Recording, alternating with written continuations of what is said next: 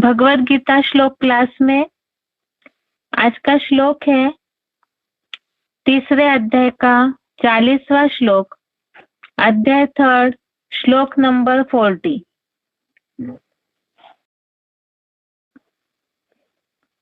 श्लोक है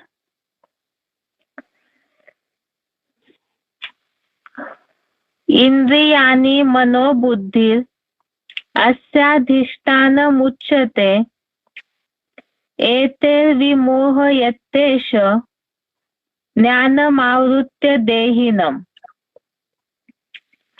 श्लोक दोबारा।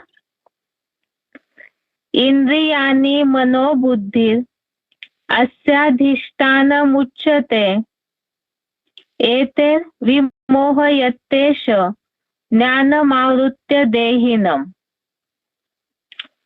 संधि विच्छेद श्लोक का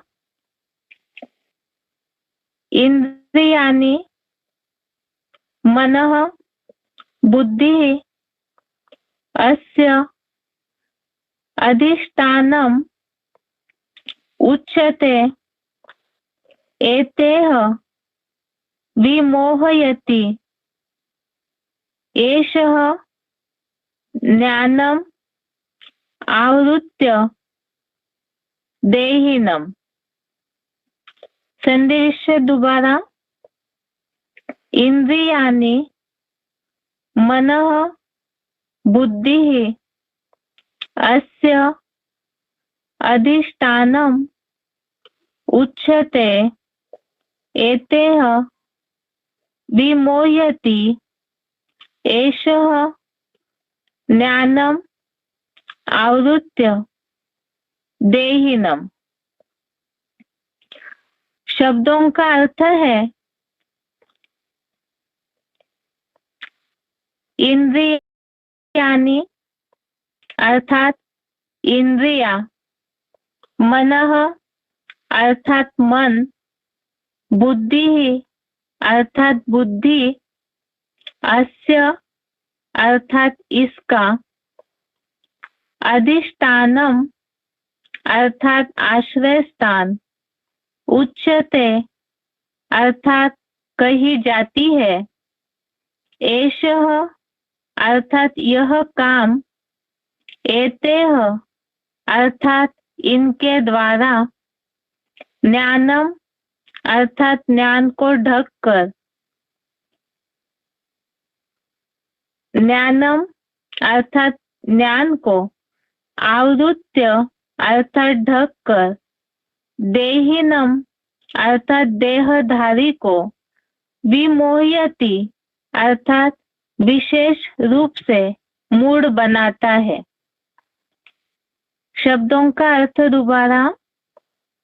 इंद्रियाणि अर्थात इंद्रिया, मनः अर्थात मन, बुद्धि अर्थात बुद्धि, अस्य अर्थात इसका, अधिष्ठानम अर्थात आश्रय स्थान, उच्यते अर्थात कही जाती है, एषः अर्थात यह काम, एतेह अर्थात इनके द्वारा, ज्ञानम अर्थात ज्ञान को, आवृत्य अर्थात ढककर, देहिनम अर्थात देहधारी को, विमोहयति अर्थात विशेष रूप से मूड बनाता है।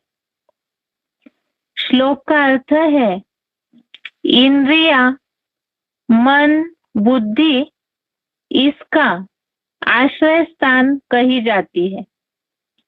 यह काम इनके द्वारा ज्ञान को ढककर देहधारी को विशेष रूप से मूड बनाता है। श्लोकों में बात चल रही है अभी टॉपिक में काम के निरोध का विषय, तो इसके लिए ही पहले एक काम विकार की भावना, विकारी भावनाएं निर्माण क्यों होती है, कैसे होती है, कहाँ कहाँ रहती है, उसके बारे में ही भगवान अर्जुन को समझा रहे हैं। जैसे सबसे पहले भगवान ने ये बात बताई कि काम क्रोधी शत्रु है मनुष्य के, और ये इन इंद्रियों के द्वारा ही ये पाप कराते हैं, इसलिए वैरी है। जैसे बताया कि इसके कारण बुद्धि का ज्ञान ढक जाता है। एक काम अग्नि है और ये अग्नि में ये ऐसी आग है जो सारे ही बुद्धि के ज्ञान को ढक देती है। कल जैसे सिलेक्टेड पॉइंट में हमने समझा था, आग में अगर घी डालते हैं, कोई भी जलने वाली वस्तु डालेंगे तो आग बढ़ते ही रहेगी। इसी तरह से यहाँ तो विकारी भावनाएं हैं और साथ साथ ही कामनाएं अर्थात इच्छाएं, तो इच्छाओं की पूर्ति करते जाएंगे तो वो कभी भी खत्म नहीं होती है, आग की तरह वो बढ़ते ही रहेगी।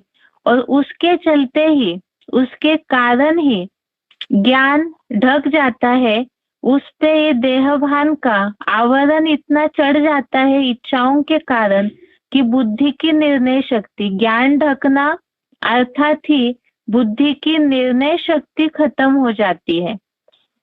आज के श्लोक में यह बात आई है कि ये काम विकार जो है या इसका निवास स्थान, आश्रय स्थान क्या है, अर्थात ये रहता कहाँ पर है। तो उसमें खास बात बताई है, इंद्रिया, मन, बुद्धि इसका आश्रय स्थान है। तो मनुष्य में देह धारण करने के बाद जो भी इंद्रिया है, और इंद्रिया और मन बुद्धि ही इस काम विकार का आश्रय स्थान है। श्लोक को सही रीति समझने के लिए क्लैरिफिकेशन वाला अर्थ भी देखते हैं। इंद्रियों के लिए बताया है 10 इंद्रिया, अव्यक्त मन बुद्धि इस काम का द्वैतवादी द्वापर युग से ही देह समझने कारण आश्रय स्थान कही जाती है।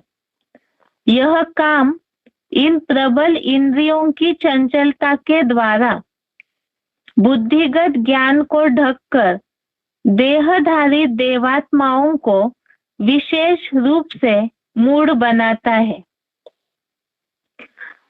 इंद्रियों में 10 इंद्रिया अर्थात 5 ज्ञानेंद्रिया, 5 कर्मेंद्रिया और मन बुद्धि अर्थात मनुष्य, शरीर और आत्मा, इस तरह से सारे ही इस काम विकार का आश्रय स्थान है। सबसे पहले तो 10 इंद्रिया जो देखने में आती है, तो वो आश्रय स्थान कैसे कही जाती है, और वो आश्रय स्थान बन के फिर मन बुद्धि को भी खींच लेती है। वैसे तो भगवान आकर के यही बताते हैं कि बुद्धि का लगाम अगर टाइट है तो मन कंट्रोल में रहेगा और इंद्रिया मन के द्वारा नियंत्रण में रहे, मन में संकल्प ही नहीं चलेगा तो इंद्रिया सही रहेगी।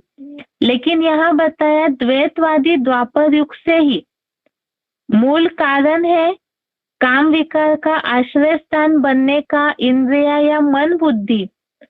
द्वापर युग से देहभान आया और उसमें भी इंद्रिया जो है, मनुष्य शरीर की रचना ऐसी बनी हुई है, आंखें है वो तो सोने के अलावा और समय खुली ही रहती है, खुली है तो देखते ही है। कान है वो भी खुले ही है। इसी तरह मुख है तो उससे स्वाद लेने की मनुष्य को आदत ही रहती है।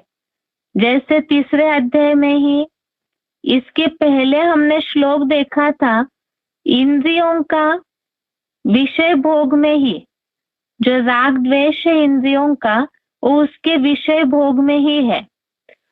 अर्थात ही इंद्रिया हमेशा भोग चाहती है।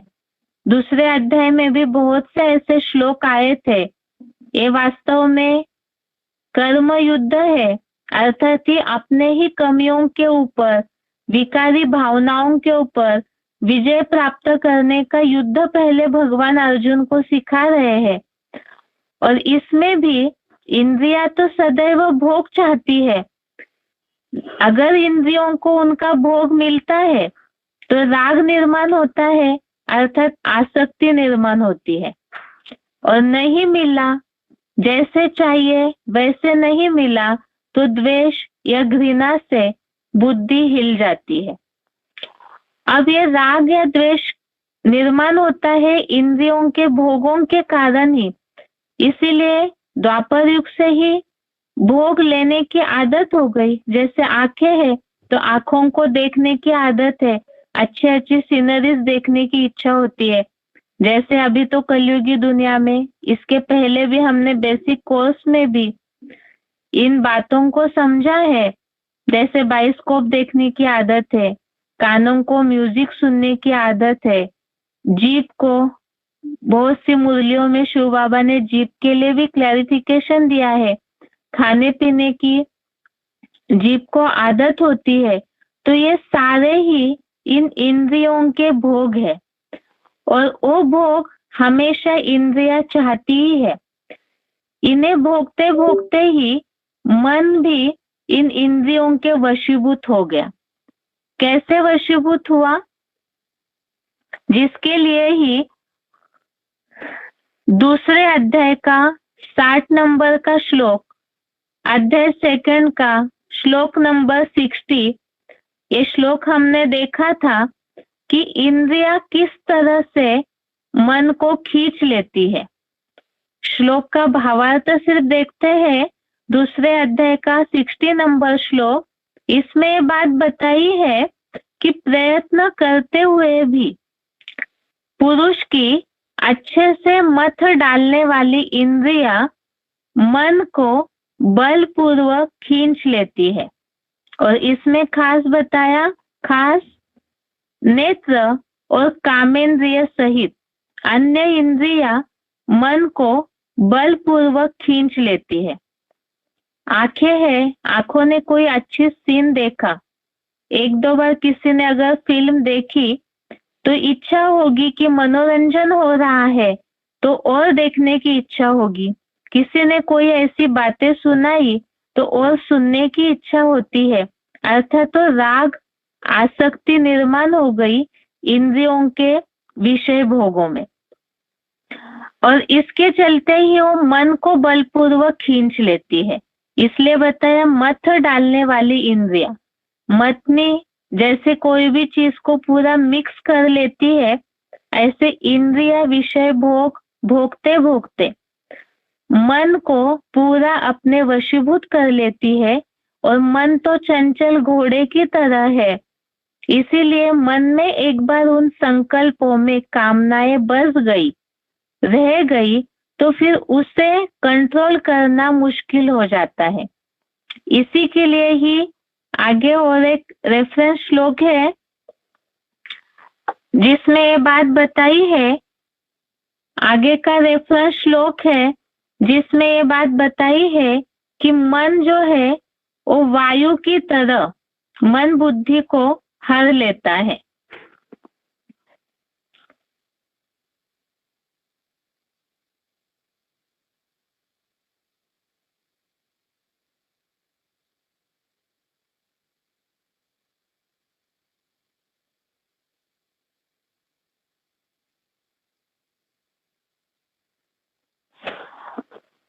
तो जैसे बताया, इंद्रिया जैसे मत डालने वाली मन को खींचती है, तो इसी तरह से ये मन जो है बुद्धि को हर लेता है। ये आपस में इन सारी बातों का कनेक्शन है। पहले हमने जैसे तीसरे अध्याय का श्लोक देखा, राग द्वेष इंद्रियों के विषय भोग में है। अब ये भोग भोगते समय इंद्रियों से विषय भोग भोगा, बार बार उसी में आदी हो गई इंद्रिया, तो उससे मन को खींच लेती है इंद्रिया, मत डालती है, और मन बुद्धि को खींच लेता है।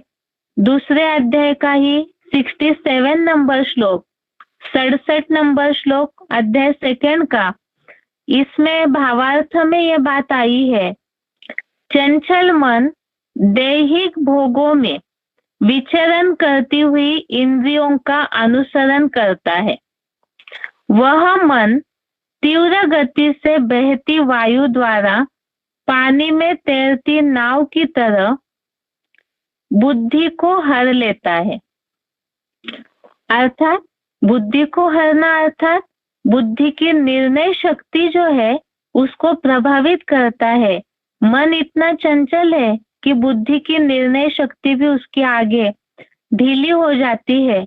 अर्थात ही जब ऐसे बुद्धि की निर्णय शक्ति ढीली हो गई, लगाम ही नहीं पकड़ के रखा, बुद्धि को हर लिया अर्थात अपने में मिक्स कर लिया मन के संकल्पों ने, उसका प्रभाव ही विशेष रूप से बुद्धि मूढ़ हो जाती है, स्मृति का नाश हो जाता है।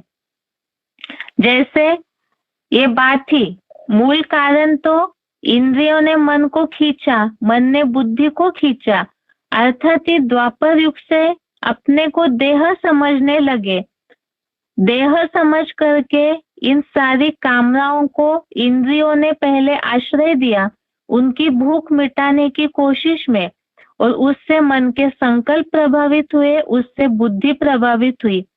इसी के लिए ही दूसरे अध्याय के 62-63 नंबर श्लोक हम पहले ही पढ़ चुके हैं, किस तरह बुद्धि का नाश होता है। संग करने से विषय भोगों का ध्यान करने वाले पुरुष को उन विषयों में आसक्ति उत्पन्न होती है, लगाव अटैचमेंट निर्माण होता है। आसक्ति से कामनाएं अर्थात इच्छाएं निर्माण होती है, और उन इच्छाओं की पूर्ति न होने पर क्रोध निर्माण होता है, और क्रोध इस तरह से मूढ़ता लाता है, स्मृति का नाश होता है, और स्मृति नाश होना अर्थात बुद्धि नष्ट होना।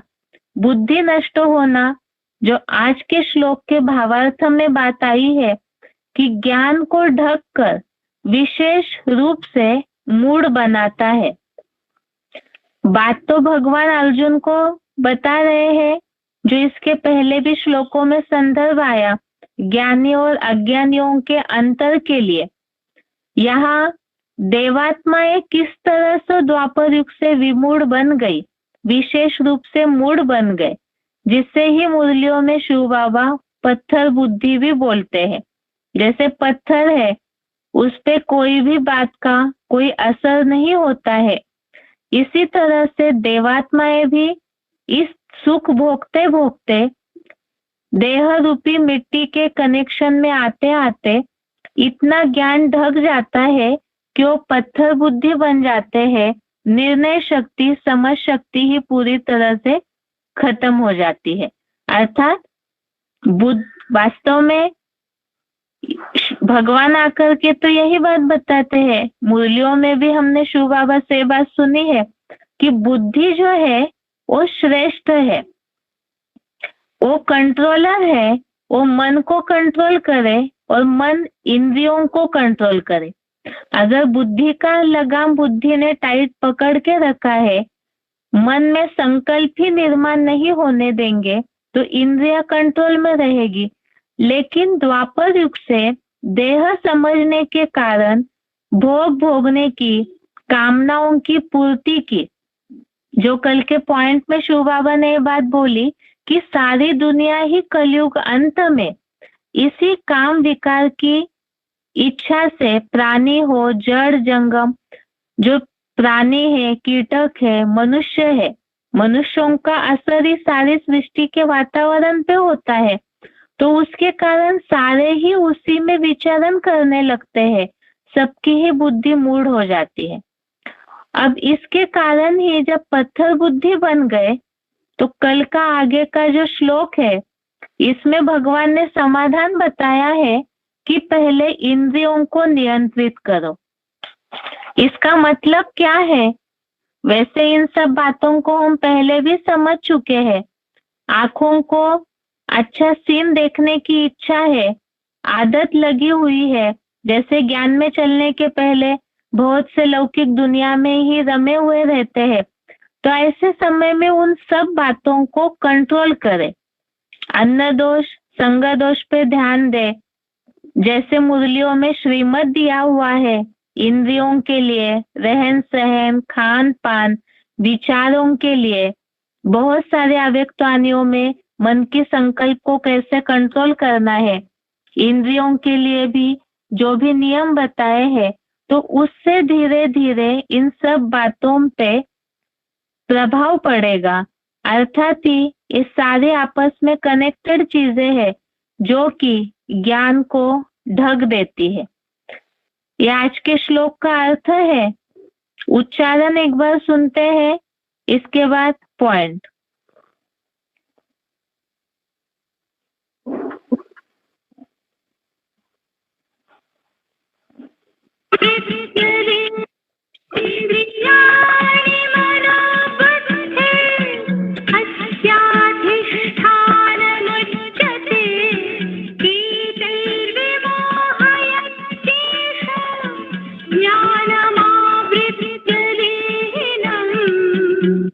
इंद्रियां, अव्यक्त मन बुद्धि इस काम का द्वैतवादी द्वापुरयुग से ही देह समझने कारण आश्रय स्थान कही जाती है। यह काम इन प्रबल शक्तियों की चंचलता के द्वारा बुद्धिगत ज्ञान को ढककर देहधारी देवात्माओं को विशेष रूप से मूल बनाता।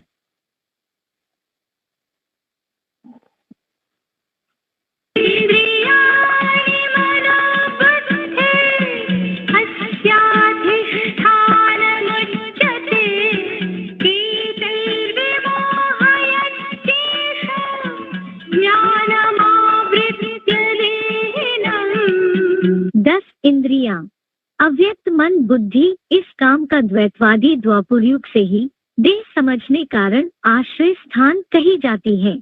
यह काम इन प्रबल शक्तियों की चंचलता के द्वारा बुद्धिगत ज्ञान को ढककर देहधारी देवात्माओं को विशेष रूप से मूल बनाता।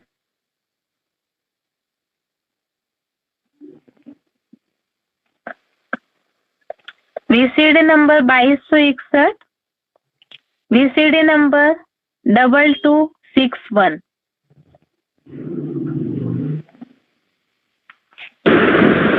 देह समझेंगे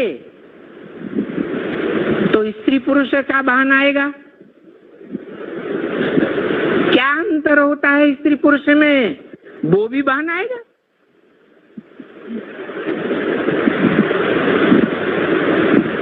तो काम विकार पैदा हो गया।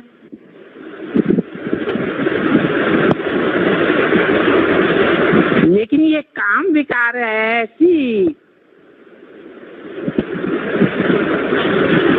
लगातार बढ़ने वाली आग है जो बढ़ने के अलावा कभी समाप्त ही नहीं होती।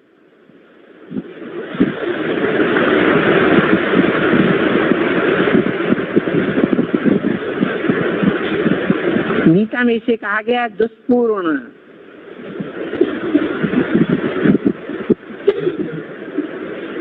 इसका पूरा होना असंभव, ऐसी आग है। तो जब मनुष्य की काम की आग पूरी नहीं होती है तो कामेशु क्रोधेशु होने लगते हैं।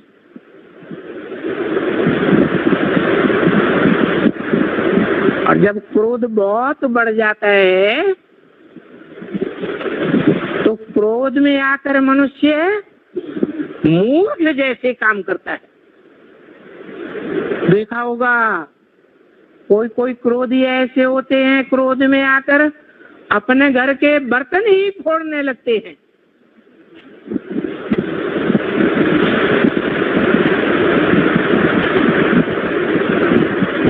इसलिए गीता में लिखा है क्रोधात् भवति सम्मोह,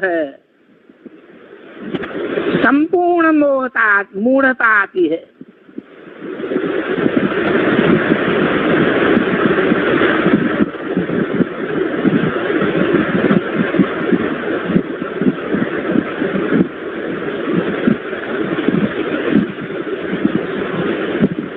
मतलब है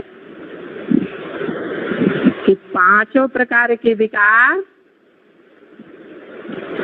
काम, क्रोध, लोभ, मोह, अहंकार काहे से पैदा होते हैं? देहभान से पैदा होते हैं।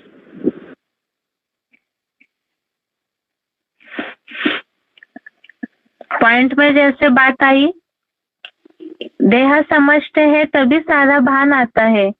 तो द्वापर युग से भी इंद्रियों का सुख भोगना शुरू हुआ, देह भान आया तो यही समझने लगे कि हम देह है।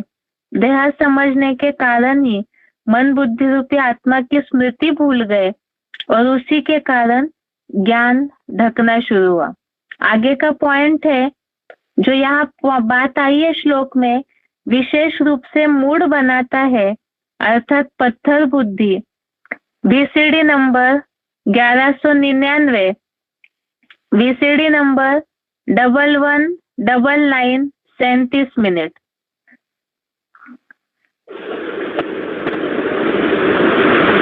मनसा के संकल्पों में भी पवित्रता चाहिए 100%, दृष्टि में भी 100% पवित्रता चाहिए, वाचा में भी पवित्रता चाहिए, कर्मेंद्रियों में भी पवित्रता चाहिए। तब कहेंगे सत्युगवासी। तो इस समय तुम पवित्र बनने के लिए पुरुषार्थी हो, सभी पवित्र तो नहीं है, क्योंकि कई ऐसे भी हैं जो पतित होते ही रहते हैं, चलते चलते गिर पड़ते हैं।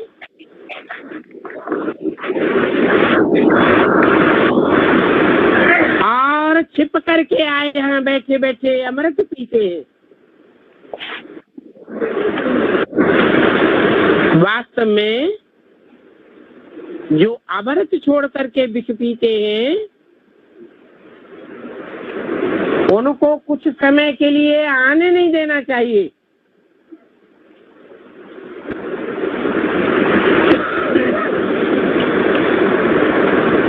परंतु ये भी शास्त्रों में गायन है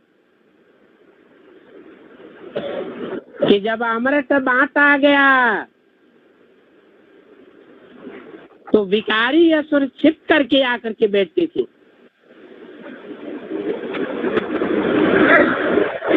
कहते हैं इंद्र सभा में कोई अपवित्र आकर के बैठा है। इंद्र सभा में एक परी उस विकारी को ले आई। फिर देखो उस विकारी का क्या हाल हुआ। जो विकारी होंगे वो तो जरूर गिर पड़ेंगे, पद नीचा हो जाएगा। ये समझ की बात है। जो भी विकारी बनते हैं वो उतनी ऊंची चाढ़ी चढ़ नहीं सकते हैं, छिप करके आए बैठते थे। कहते हैं वो पत्थर बुद्धि जाकर के बना।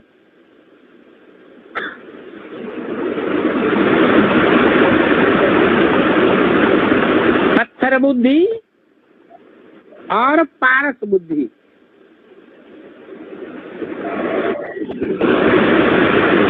पत्थर बुद्धि कैसे मनन चिंतन मंथन में रमण करेगी? तो ऐसे नहीं है कि मनुष्य पत्थर व झाड़ जाकर के बनते हैं। कहेंगे पत्थर बुद्धि बन गए। यहाँ आते हैं पारस बुद्धि बनने के लिए,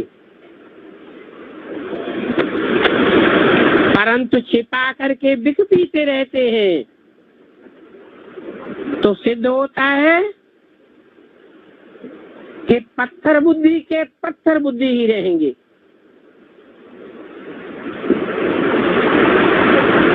ये बातें सामने समझाई जाती है।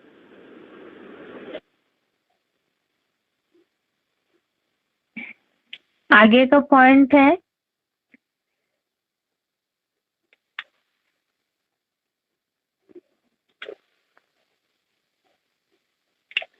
VCD number 743, VCD number 743, 57 minute.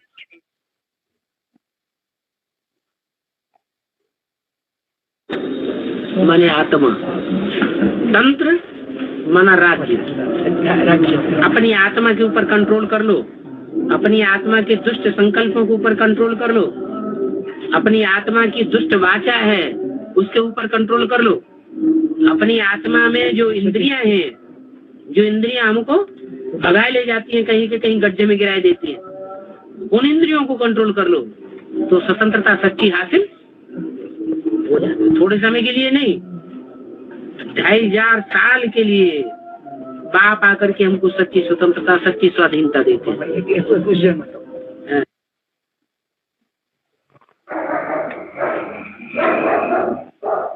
अभी जैसे पॉइंट में बताया कि वाचा है, कर्मेंद्रिया है, कहीं ना कहीं खींच करके गड्ढे में ले जाती है। जैसे रेफरेंस श्लोक में भी बात आई कि मन जो है वो हर लेता है बुद्धि को भी, और फिर वही वायु की तरह पूरी तरह से उसे बहा के ले जाता है।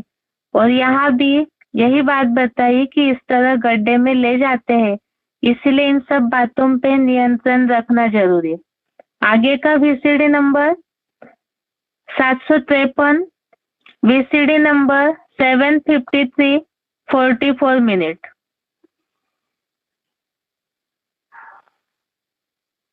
हार जीत का मूल कारण क्या है? काहे से हार हुई, किस बात के कारण हार हुई और किस बात के कारण जीत होती है?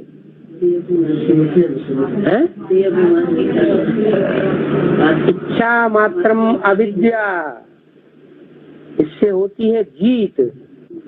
और जहाँ कामना रहती है, काम विकार रहता है, वहाँ होती है हार। इस पर जीत पाने से तुम जगत जीत बनेंगे। तो मूल बात काम विकार के ऊपर आती है। अगर काम विकार को जीत लिया तो जीत ही जीत है, फिर हार होने की बात नहीं। इसलिए कहते हैं काम जीते जगत जीते। और काम की जो इंद्रिय है, उस इंद्रिय के लिए भी कहते हैं काम इंद्रिय, इंद्रिय जीते जगत जीते। तो खुशी से ऐसा जगत जीत बनना चाहिए ना। कैसा? जो जगत को जीत पाने वाला हो, बल गृहस्थ व्यवहार में हो। क्या ऐसे ही नहीं सन्यासी बनकर के जीत लिया, बल गृहस्थ व्यवहार में रहने वाला हो, परंतु इंद्रियों पर जीत पाने वाला हो। पॉइंट पर जैसे बात आई हार जीत के खेल की, तो जितना ही विकारों के कारण ही हार होती है। जैसे श्लोक में बात आई है विशेष रूप से मूड बनाते हैं, तो मूड बनना, पत्थर बुद्धि होना, या तो हार खाना, ये सारी ही बातें कामनाएं या विकारी भावनाओं के कारण ही होती है। आगे का VCD नंबर है 3072, VCD नंबर 3072, 25 मिनट के बाद। ये ऐसा नहीं कहते हैं। कौन है? अगर पवित्र नहीं रहेंगे तो हम तुमको वर्षा नहीं देंगे। ये ऐसे नहीं कहते। कौन ऐसे नहीं कहते कि पवित्र नहीं बनेंगे, नहीं रहेंगे तो हम तुमको वर्षा नहीं देंगे। हम तुमको ऐसे नहीं कहते हैं कि बाबा तुमको वर्षा नहीं देंगे। है बाबा, अगर बाप को याद नहीं करेंगे तो वेद का बाप का वर्षा नहीं देंगे। क्या बात? बाबा कहते हैं, बाबा साकार निराकार का मेल हुआ ना, तो वो कहते हैं कि बाप को याद जरूर करना पड़ेगा। बाबा को याद करो, लेकिन बाबा के साथ साथ क्या क्या याद करो? साकार निराकार के मेल को याद करो, लेकिन साथ साथ सुप्रीम सोल को भी याद करो। बाप का बेहद का वर्षा, कौन सा बेहद का वर्षा? ज्ञान का जो भंडार है वो नहीं देंगे। वो कब मिलेगा? है अगर पवित्र रहेंगे तो बुद्धि में ज्ञान टिकेगा, और पवित्र नहीं रहेंगे तो ज्ञान नहीं टिकेगा। मन में अपवित्रता का विचार आया है, देह का सुख भोगने का विचार आया, या देह की इंद्रियों का सोखने का विचार आया, तो क्या होगा? रिजल्ट क्या होगा? बेहद ज्ञान का वर्षा नहीं मिलेगा, निकल जाएगा बुद्धि में से, उड़ जाएगा। ओम।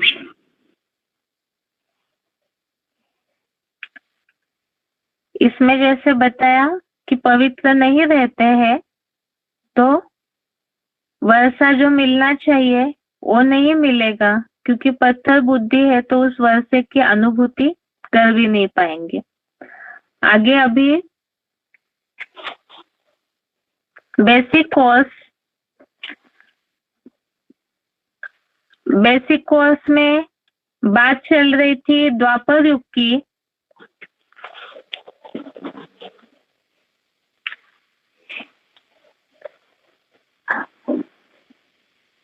ये युगों की कहानी हम इसलिए समझा रहे जिज्ञासुओं को, ये मनुष्य की वर्ल्ड की हिस्ट्री ज्योग्राफी है, और इस वर्ल्ड की हिस्ट्री ज्योग्राफी में ही मनुष्य आत्माएं जन्म मरण के चक्र में आते हैं।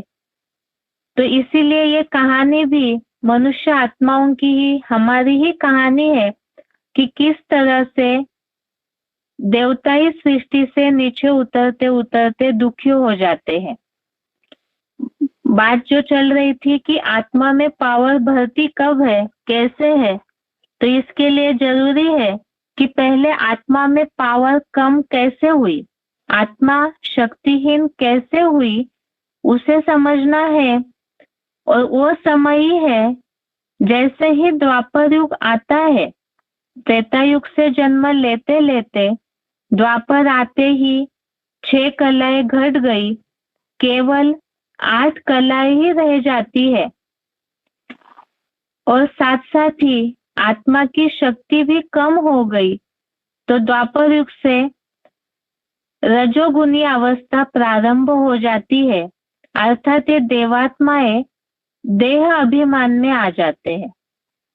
देह अभिमान आते ही देवताएं ही साधारण मनुष्य बन जाते हैं, और मनुष्य बने, देह का भान आया तो देह के भान के साथ देह के विकार भी आ जाते हैं, अर्थात कमियां मनुष्य में आना शुरू हो जाता है। यही 5 विकारों के मनुष्य वशीभूत हो जाते हैं। भगवत गीता में भी भगवान ने इसी बात को बताया है। भगवान आकर के, इसके पहले भी हमने इस बात को समझाया, भगवान आकर के अलग से कोई ज्ञान नहीं दे रहे, भगवत गीता के ही बातों का क्लैरिफिकेशन दे रहे हैं। जो गीता द्वापर युग से ही मनुष्य विकारी बने, जन्म मरण के चक्र में आए, तो मिक्सचरिटी हुई, और भगवान ने जो बातें वास्तविकता से ओरिजिनली बताई थी मनुष्य जीवन के परिवर्तन के लिए, वो बातों का सार कहीं ना कहीं छिप गया, लोप हो गया। भगवत गीता में जो श्लोक में बात आई है, जैसे भगवान अभी आके ये बात बता रहे हैं सन्मुख ओरली आकर के, कि रजोगुण अर्थात ही देहभान, और देहभान से ही काम क्रोध जैसे विकार निर्माण हुए, और इससे ही मनुष्य नीचे उतरते गए, आत्मा की पावर कम हो गई। जो भगवत गीता में भी श्लोक में यह उल्लेख आया है, काम और क्रोध यह काम, यह क्रोध, ये रजोगुण से उत्पन्न हुआ है। तीसरे अध्याय का 37वां श्लोक कल भी हमने देखा था कि रजोगुण से उत्पन्न हुए हैं, और भगवान भी यही बात बता रहे हैं। रजोगुण अर्थात देहभान, और देहभान से ये विकार आए और यही पाप करवाने लगते हैं मनुष्य से। अब जब विकारी बना मनुष्य तो अपवित्रता आई। आत्मिक स्थिति थी, पवित्र थे तो संपन्न थे, आयु लंबी थी। अपवित्रता आई अर्थात विकारों को भोगना शुरू किया, विकारी बने, विपरीत कर्म करने लगे, तो यह आयु मनुष्य की घट करके लगभग 60 वर्ष हो जाती है। जैसे कोई मशीन अगर बार बार यूज करते हैं तो उसके पार्ट्स घिस जाते हैं, कमजोर हो जाती है, उसकी कैपेसिटी कम हो जाती है। इसी तरह से मनुष्य भी सुख भोगने के चलते देहभान में आए और देहभान में आकर अपवित्र बने। उसके चलते आत्मा कमजोर हो जाती है तो उसका जीवन पे प्रभाव पड़ा, आयु कम हो जाती है। जैसे 1250 वर्ष है, उसमें 60 वर्ष एक एक जन्म की आयु है, तो 1250 को यदि 60 वर्ष से डिवाइड करते हैं तो 21 जन्म होते हैं। अर्थात द्वापर युग में 21 जन्म होते हैं मनुष्यों के। और वाम मार्ग में गए, जैसे स्वस्तिक के चित्र में युगों का जहाँ डिवाइड दिखाया जा रहा है स्वस्तिक की भुजाओं में, तो स्वस्तिक की भुजा द्वापर युग आते ही उल्टी तरफ मुड़ी हुई दिखाई है। देवता ये कहते हैं वाम मार्ग में गए, उल्टा रास्ता अपनाने लगे, विकारी बने, पतित बने, उल्टा रास्ता अपनाने लगे। तो जो स्मृति थी उनकी कि वो देवताएं हैं, दिव्य गुणों वाले थे, ये स्मृति भी नष्ट हो जाती है।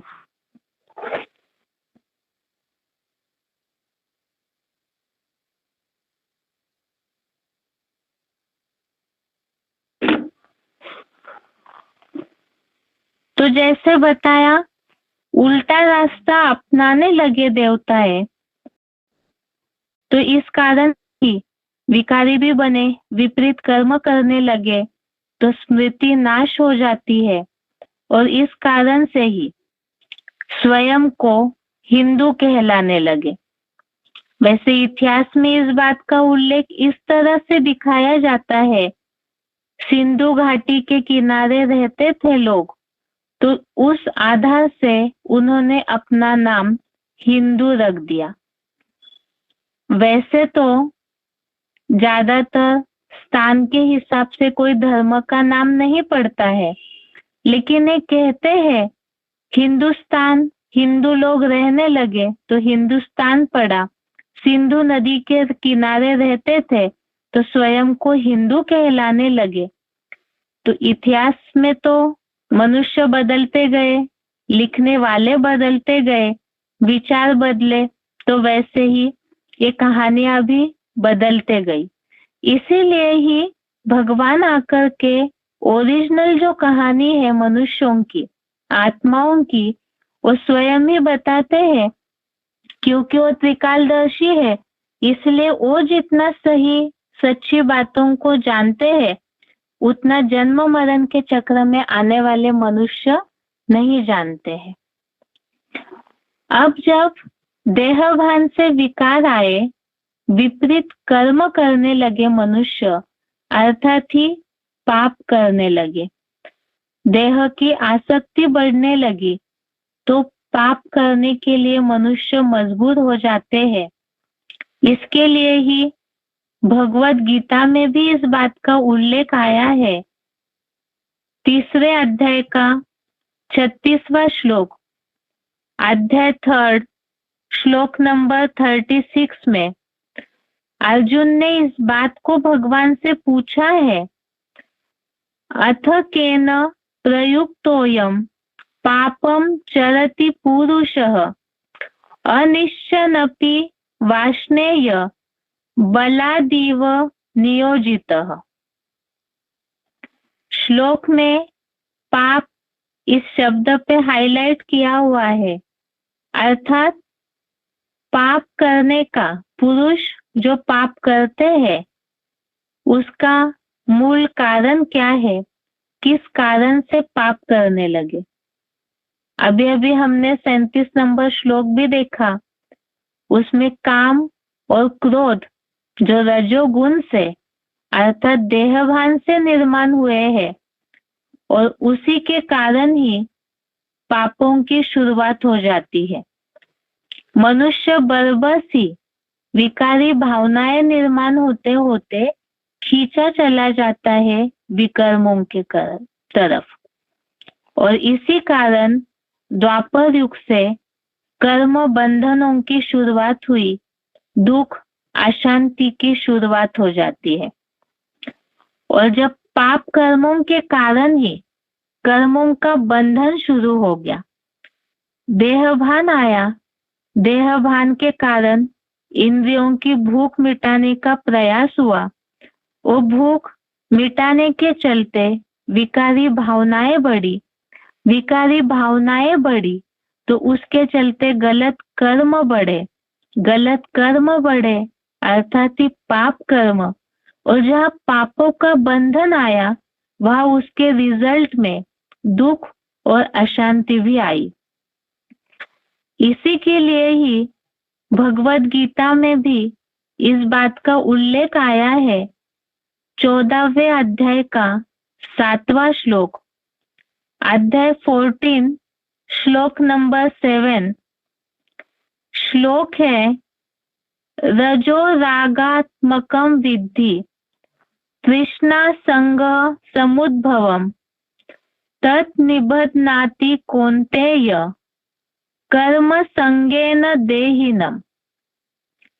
अर्थात ही देह का संग करने लगे, देह भान आया तो इसके कारण ही रजोगुण, रजोगुण से तृष्णा आसक्ति निर्माण हुई और इसके कारण कर्म बंधन भी बढ़े, और कर्म बंधन बढ़े तो दुख अशांति भी बढ़ी।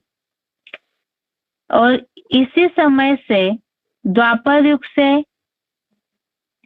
जैसे विकारी भावनाएं बढ़ी, अपवित्रता बढ़ी, स्वर्ग में सतयुग त्रेता युग में देवताओं को कुछ भी करना नहीं पड़ता था, जैसे कि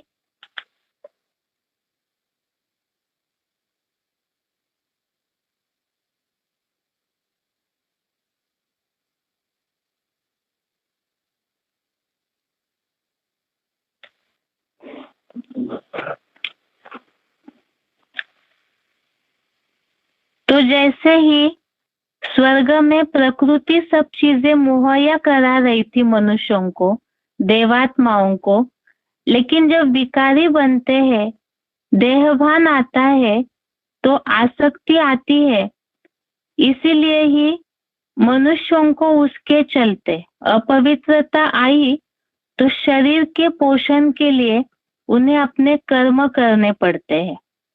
जैसे श्लोक में ये जो बात आई है कर्मों के बंधन के संबंधित, भगवत गीता में इस बात का उल्लेख भगवान ने बताया। जो अभी भगवान इस बात को क्लियर कर रहे हैं, इसे भगवत गीता में जब से ये शास्त्र बना तभी इसका उल्लेख किया हुआ था। जैसे श्लोक में हाईलाइट किया हुआ है, रजो अर्थात रजोगुण से कर्म संगेन देहिनम, तो कर्म संगेन अर्थात ही देहभान के कारण, देहभान अर्थात ही रजोगुण, और रजोगुण से राग अर्थात आसक्ति, तृष्णा भी निर्माण हुई और इससे बंधन बढ़े, और बंधन बढ़े तो शरीर को चलाने के लिए ही प्रकृति अब स्वर्ग की तरह सुविधाएं नहीं दे रही है तो मनुष्यों को उसके चलते कर्म करने पड़े। और द्वापर युग से ही कर्म प्रधान सृष्टि की निर्मित शुरू हुई। अब यही जैसे सतयुग में सूर्यवंशी कहलाते थे, त्रेता युग में चंद्रवंशी कहलाते थे, वैसे द्वापर युग में कर्म करने लगे तो वैश्य वंशी कहलाने लगे। विकारी बने, विशियस बने, तो उसके कारण रजोगुण से ही, देहभान से ही वैश्यवंशी कहलाने लगे। और ये वैश्यवंशी जो है वास्तव में ये कर्म करने के, देह के धंधा धोरी में लगने का सूचक है। ऐसे तो ज्यादातर लोग ये समझते हैं कि व्यापार करने वाले जो है वो वैश्य कहलाते हैं। ऐसे समझा जाता है कि जिनका जो काम धंधा है उसी हिसाब से वो वंश है। ये तो लोगों की मान्यता अलग अलग हुई है। वैसे भगवत गीता में 4 वर्णों की सृष्टि का उल्लेख आया है। उसमें ब्राह्मण, क्षत्रिय, वैश्य, शूद्र इस तरह उल्लेख आया हुआ है।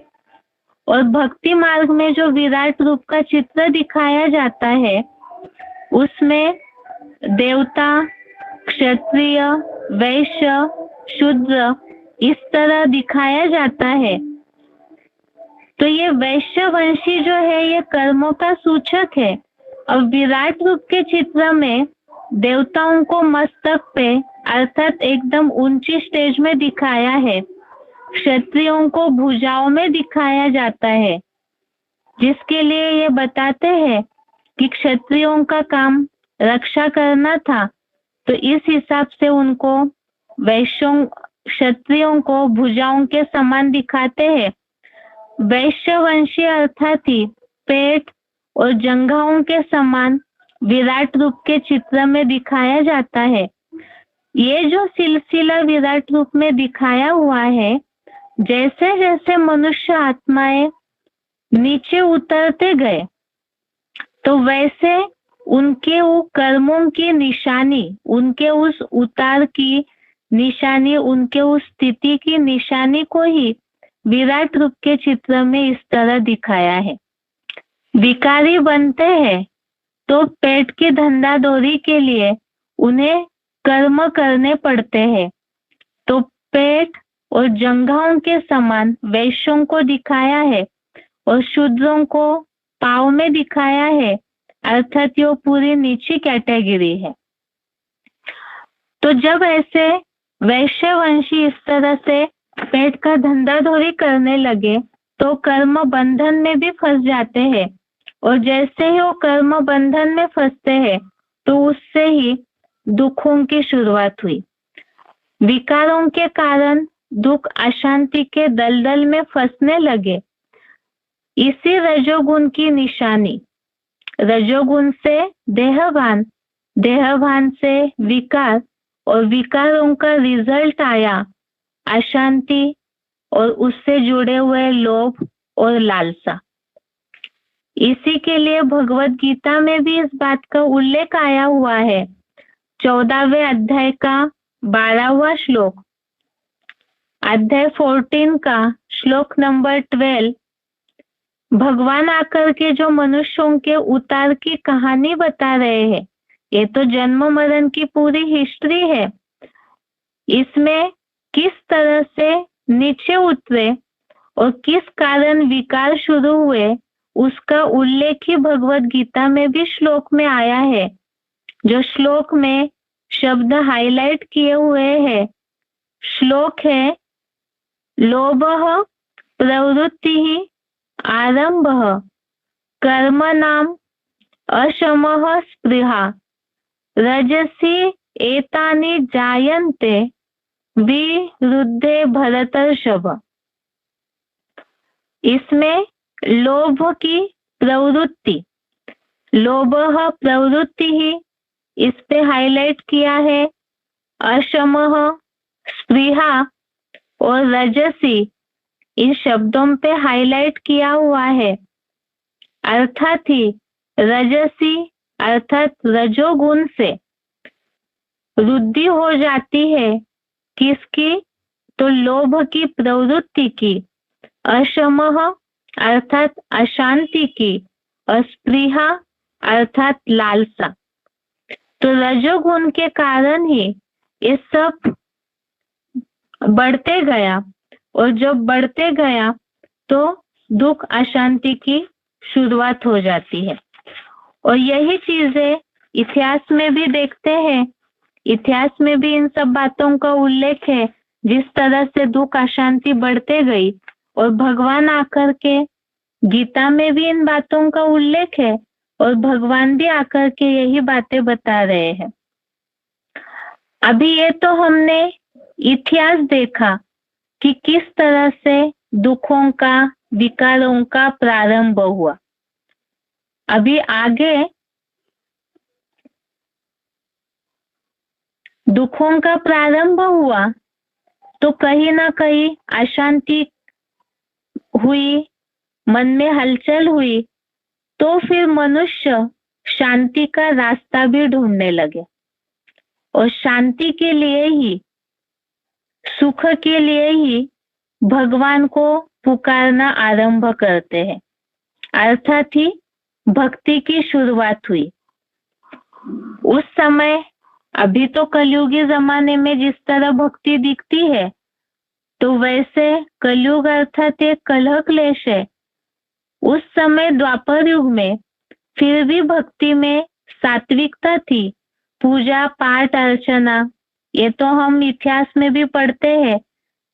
जो उस समय के साधु सन्यासी ऋषि मुनि है, उनमें सात्विकता तो थी, लेकिन सतयुग त्रेता युग की तरह उन्हें ऐसे नहीं कहेंगे कि वैसे प्रकृति के वातावरण से सुखी थे।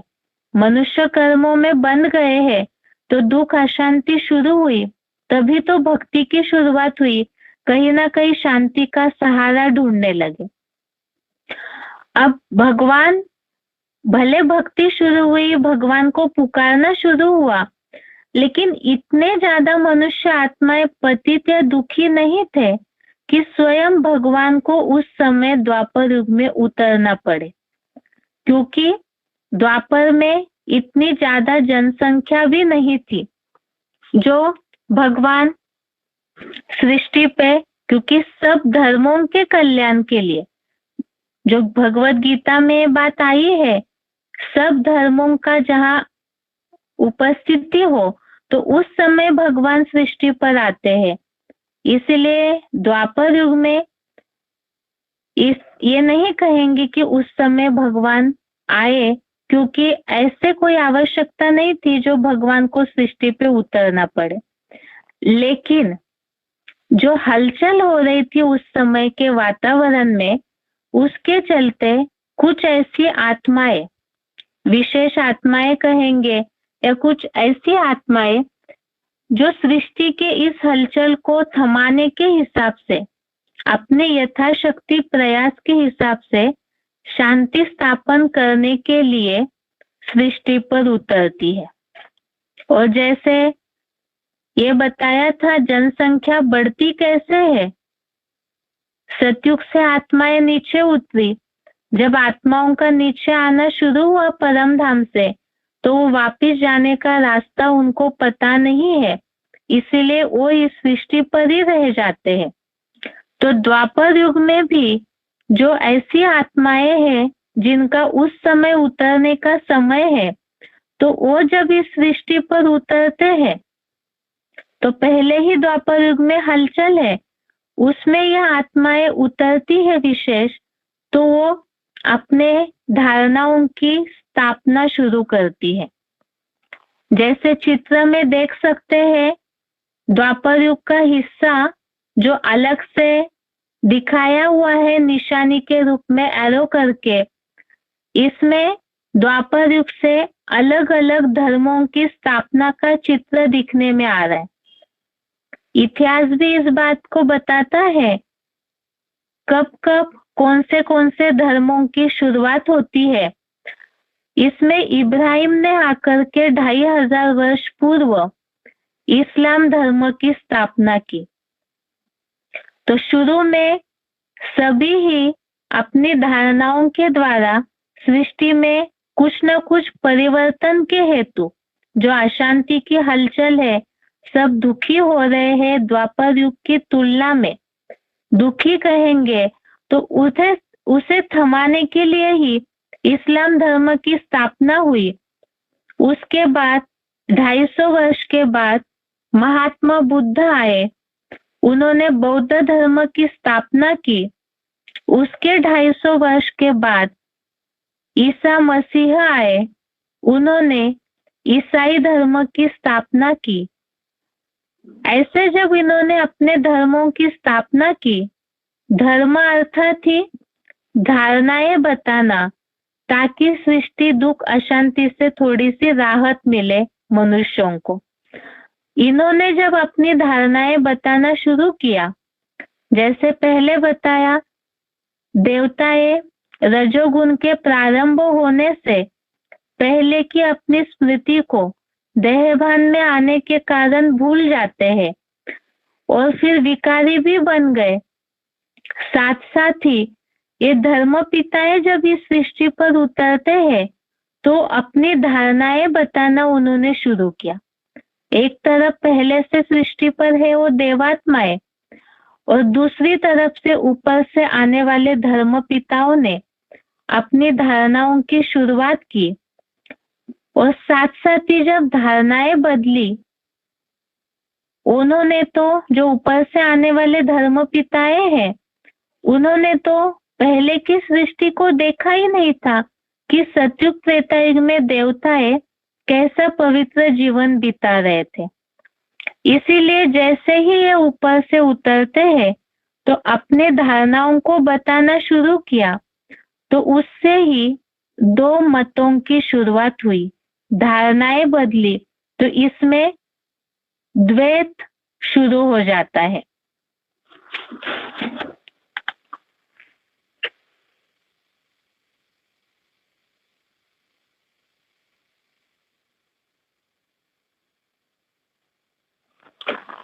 और जब इस तरह द्वैत शुरू हुआ तो अलग अलग धर्मों की धारणाओं के साथ साथ ही अलग मतांतरों में इन्होंने कुछ न कुछ द्वैतवाद की शुरुआत की।